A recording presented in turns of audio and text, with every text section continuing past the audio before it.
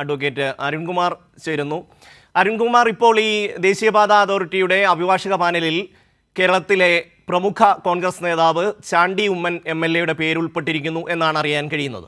അതായത് മോദി സർക്കാരിൻ്റെ ഒരു ഔദാര്യമെന്ന് അതിനെ വിശേഷിപ്പിക്കാൻ കഴിയുമോ? എങ്ങനെയാണ് താങ്കൾ അതിനെ കാണുന്നത്? സാധാരണ കേന്ദ്ര ഗവൺമെന്റുമായി ബന്ധപ്പെട്ടുകൊണ്ടുള്ള അഭിഭാഷക പാനലുകളെല്ലാം ഗവൺമെന്റിന് വളരെ കോൺഫിഡന്റ് ആയിട്ടുള്ള, വളരെ വിശ്വാസ്യതയുള്ള അഭിഭാഷകരെയാണ് ഉൾപ്പെടുത്തുക. അത് അവരുടേതായിട്ടുള്ള കേന്ദ്ര ഗവൺമെന്റിന് നേതൃത്വം കൊടുക്കുന്ന പാർട്ടികളുടെ അഭിഭാഷക സംഘടനകളുടെ പ്രധാനപ്പെട്ട നേതാക്കന്മാരും പ്രധാനപ്പെട്ട പ്രവർത്തകരും അടങ്ങുന്ന ഒരു പാനലാണ് സാധാരണ പുറത്തു വരാറ്. മറ്റു രാഷ്ട്രീയ പാർട്ടികളിൽ പ്രവർത്തിക്കുന്ന അതിന്റെ നേതൃനിരയിലുള്ളവരെ ഒരു കാരണവശാലും ഇത്തരത്തിലുള്ള അഭിഭാഷക പാനലിലേക്ക് പരിഗണിക്കുന്ന ഒരു സാഹചര്യം നമ്മൾ കാണാറില്ല.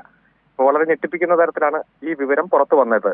വളരെ കൃത്യമായിട്ട് തന്നെ ആ വിവരം പുറത്തു വന്നപ്പോൾ വളരെ ആശങ്കയോടെ തന്നെയാണ് ഇതിനെ കാണുന്നത്. കാരണം ഇത്തരത്തിൽ ഉള്ള ഒരു ലിസ്റ്റ് ഇതിനു മുമ്പൊന്നും കേന്ദ്ര ഗവൺമെന്റിന്റെ ഭാഗത്തുനിന്ന് പുറത്തു വന്ന് കാണാത്ത തരത്തിലുള്ള ഒരു ലിസ്റ്റ് പുറത്തു വന്നിരിക്കുന്നു.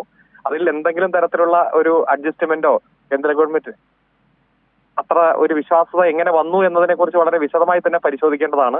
അതുമായി ബന്ധപ്പെട്ടുള്ള വിവരങ്ങളും പുറത്തു വരുമെന്ന് തന്നെയാണ് പ്രതീക്ഷിക്കുന്നത്.